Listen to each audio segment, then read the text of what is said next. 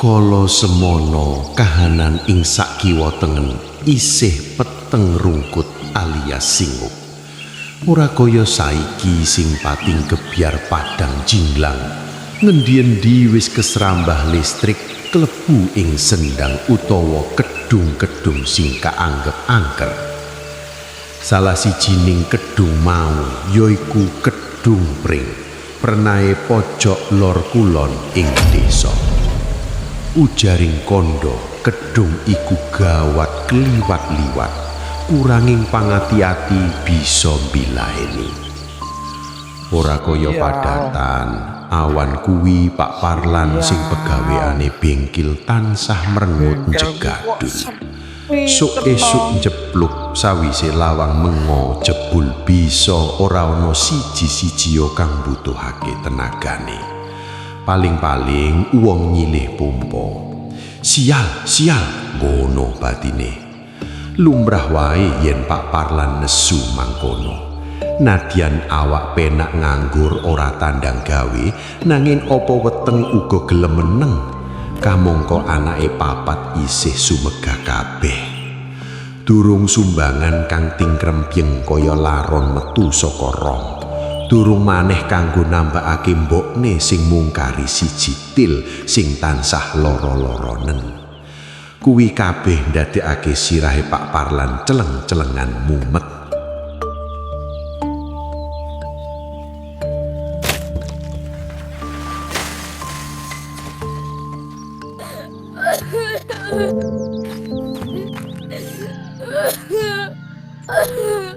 Arepo atining gembledhek dikaya ngopo, Pak Parlan tetep gito-gito medya nyedak saperlu nulungi. Lho, piye ta Le? Kok iso tiba ngono? Sakit ora? Anu Pak, setange mau lepas, terus kula nabrak watu. Wangsulane si bocah karo nuduhake watu sing mendeles saendas kebo gedene. Ya wis esuk-esuk maneh ki sing ati-ati. Pite rusak ora? Karo omongan Pak Parlan ngiling-ngilingi pit sing gumbletak ing ngarepe.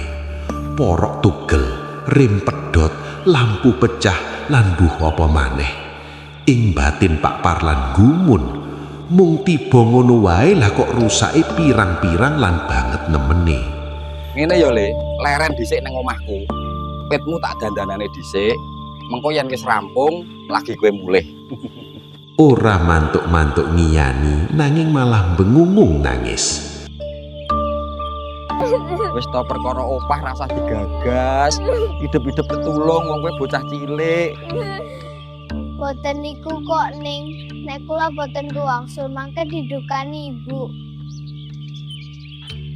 Si bocah ngelapi luhuh kang gleweran ing pipine lan mandeg anggone nangis. Ngaten mawon nggih Pak, pit kula mangke mangpek, kula ikhlas lan Ibu malah boten dukani. Wongen kula pit akeh banget kok. Ning niku kula semangterke wangsul. Eling yen kendiling guling lan anake ragil butuh pit cilik, kaya kebudi keluh Pak Parlan semrintil nglakoni. Dilalah iki mau pancen durung kampiran rejeki. Kanthi ati beduduk kebak rasa seneng, Pak Parlan ngetokake pit unta sing mung waton bisa nglinding wae. Bab apik lan anyar klebu nomor 17. Omahmu ngendi Le? Dalan iki ngaler terus mengke mbok ulon pun di mriku niku. Ya wis, amang tak ganti baju dhisik ya Le, kowe tunggu kene sik. Pak Parlan mancal pedal sing tansah muni merga kakehan umur. Ora lali lambene terus ndrememil ubyek cerita karo si bocah sing jegrek gonceng ing burini. Aneh nyeleneh saka rumangsane, dalan sing biasane pating jlegong lan sendal-sendul akeh watu mencemul, dadak malih alus angler. Mula ora mokal yen sesela-selaning cerita Pak Parlan mesam-mesem guyu dhewekan. Nah, nggih, menggok ngulon Pak, punduki. Orang gantalan waktu Pak Parlan ngerimpite. Pas ing sang harepe omah gedhong magrong-magrong kebak kekembangan, kang sarwa endah lan ngresepake. Nanging perbawane omah kuno sajak jengkereng angker ndadekake wulu pating serdik ngadeg. Ana tamu to iki. Monggo. Monggo, Pak. Pinarak tindak mlebet. Durung nganti Pak Parlan medharake rasa ngungun semu wedi, kedadak ana pawongan metu mbagihake menganggo sarwa ireng model beskap sak kerise. Nggih, Pak. Kenalke mawon, niki Pak Suto abdi mriki. Yen enten napa-napa sanjang mawon kalih piyambake. Si bocah cepet-cepet nyaut nalika meruhi Pak Parlan mungowoh kami tenggengen. Nggih. Pun nggih kula dak wangsul. Sampun. Kendel rumiyin to, monggo Kanjeng Ratu sampun ngrantos. Panjenengan pun aturi kendel sawetawis wekdal badhe pun paringi bebingah. Kanjeng Ratu. Sangertine ratu mung ana loro, Sala lan Nyebeja. Lah banjur iki ratu apa? Endi? Ayo to, Pak. Walah, gumune kaya sundul langit. Apa kang ginelar ning ngarep mata persis utawa jebles karo kang sinawang ning negara Astina kaya nggon TV berwarnane Pak Hardi tanggane sing paling sugih. Kene Pak, kene. Kebrungu swara alus ngagetake Pak Parlan sing lagi ngematake sesawangan.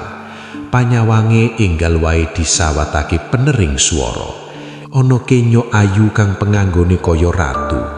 Ya, mbok menawa wae iki pancen ratune. Ratu kang banget sulistya ing warna lan lagi wae mbagihake. Ojo wedi, Pak. Aku ora arep munasika awakmu. Percaya kepara gede banget panarimoku. Nggih. Nanging paduka menika ratu pundi lan sinten asma paduka? Mangertiya Pak Parlan, ingsun iki Ratu Kedungpring asesilih Sang Prabu Putri Arum Jambansari. Ojo kaget yen awakmu wis ngerti jenengira. Merga awakmu wis nulungi putraning Sun Arsa paring kekucah. Ning ya kuwi gandeng jenengira minangka bingkil lan ing Kedungpring kene durung ana, gelem ra gelem awakmu kudu leren. Sawetara sakabehing pit ing Kedungpring para stelen amrih penak maneh wis to bab sesulih mesti bakal nyenengake ati. Mbuh kena daya apa Pak Parlan bisane mung monat manut ngiyani. Esuk awan sore mbludhek dagdog dandani pit. Anane mung seneng jer arep nampa duit akeh. Blas wayang-wayangan anak bojone sithik-sithik kok ora nyantol ing pangangen-angen.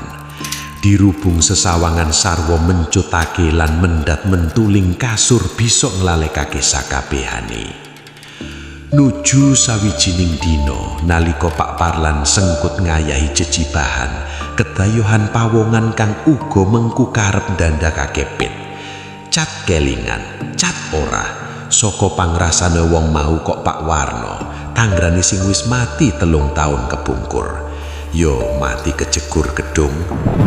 Yo gedung pring sing ceritane bakule sinambiwara.